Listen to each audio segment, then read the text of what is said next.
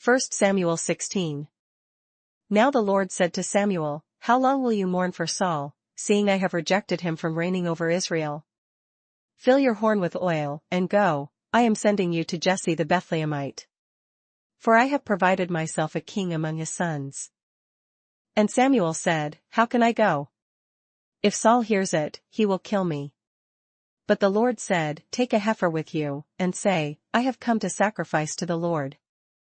Then invite Jesse to the sacrifice, and I will show you what you shall do, you shall anoint for me the one I name to you." So Samuel did what the Lord said, and went to Bethlehem. And the elders of the town trembled at his coming, and said, "Do you come peaceably?" And he said, "Peaceably, I have come to sacrifice to the Lord.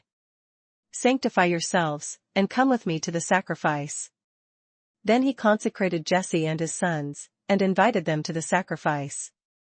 So it was, when they came, that he looked at Eliab and said, "Surely the Lord's anointed is before him." But the Lord said to Samuel, "Do not look at his appearance or at his physical stature, because I have refused him.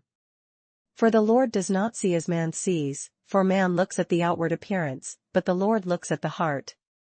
So Jesse called Abinadab, and made him pass before Samuel. And he said, "Neither has the Lord chosen this one." Then Jesse made Shammah pass by. And he said, "Neither has the Lord chosen this one." Thus Jesse made 7 of his sons pass before Samuel. And Samuel said to Jesse, "The Lord has not chosen these."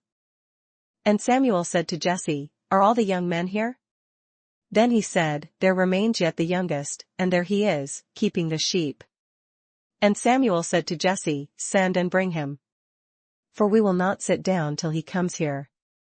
So he sent and brought him in. Now he was ruddy, with bright eyes, and good-looking. And the Lord said, "Arise, anoint him, for this is the one."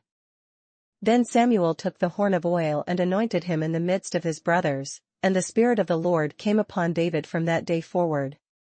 So Samuel arose and went to Ramah. But the Spirit of the Lord departed from Saul, and a distressing spirit from the Lord troubled him. And Saul's servants said to him, "Surely, a distressing spirit from God is troubling you. Let our master now command your servants, who are before you, to seek out a man who is a skillful player on the harp. And it shall be that he will play it with his hand when the distressing spirit from God is upon you, and you shall be well." So Saul said to his servants, "Provide me now a man who can play well, and bring him to me."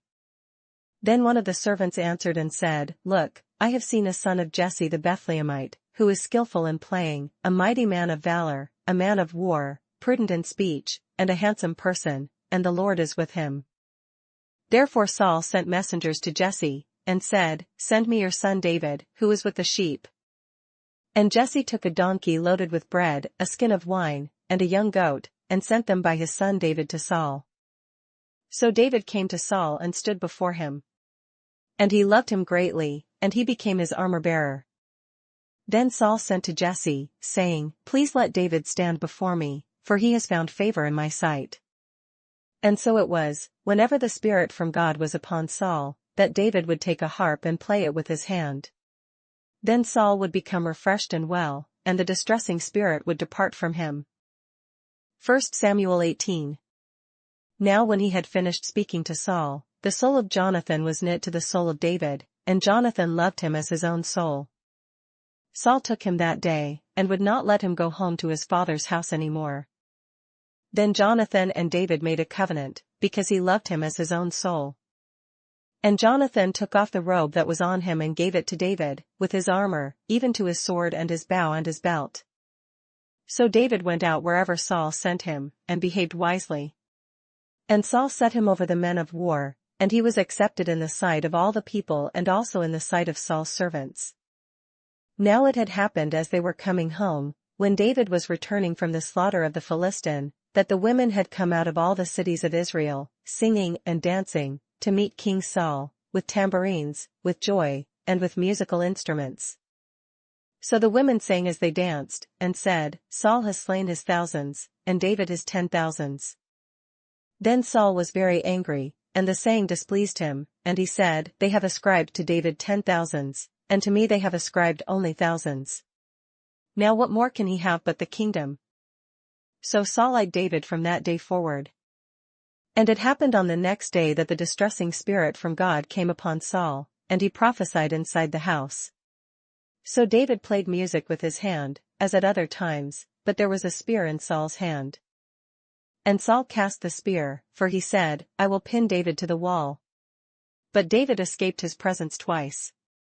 Now Saul was afraid of David, because the Lord was with him, but had departed from Saul.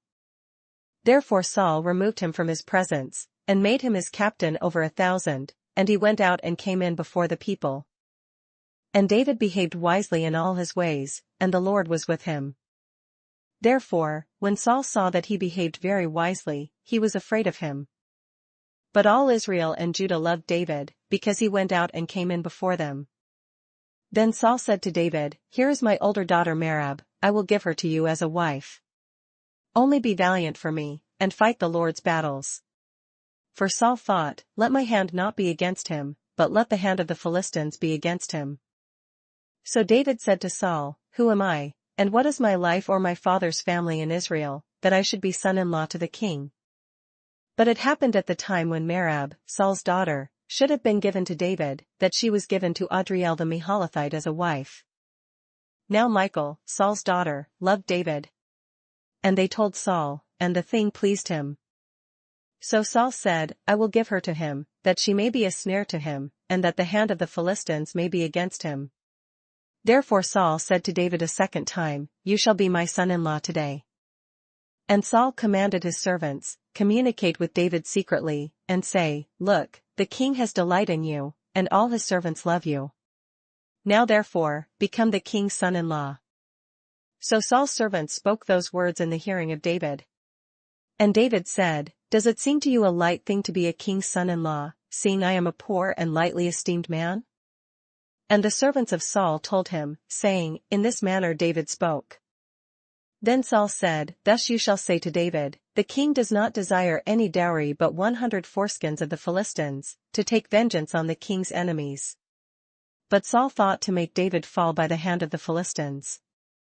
So when his servants told David these words, it pleased David well to become the king's son-in-law. Now the days had not expired. Therefore David arose and went, he and his men, and killed 200 men of the Philistines. And David brought their foreskins, and they gave them in full count to the king, that he might become the king's son-in-law. Then Saul gave him Michal his daughter as a wife. Thus Saul saw and knew that the Lord was with David, and that Michal, Saul's daughter, loved him. And Saul was still more afraid of David. So Saul became David's enemy continually. Then the princes of the Philistines went out to war. And so it was, whenever they went out, that David behaved more wisely than all the servants of Saul, so that his name became highly esteemed. Psalms 128. Blessed is every one who fears the Lord, who walks in his ways. When you eat the labor of your hands, you shall be happy, and it shall be well with you. Your wife shall be like a fruitful vine in the very heart of your house, your children like olive plants all around your table. Behold, thus shall the man be blessed who fears the Lord. The Lord bless you out of Zion, and may you see the good of Jerusalem all the days of your life. Yes, may you see your children's children. Peace be upon Israel.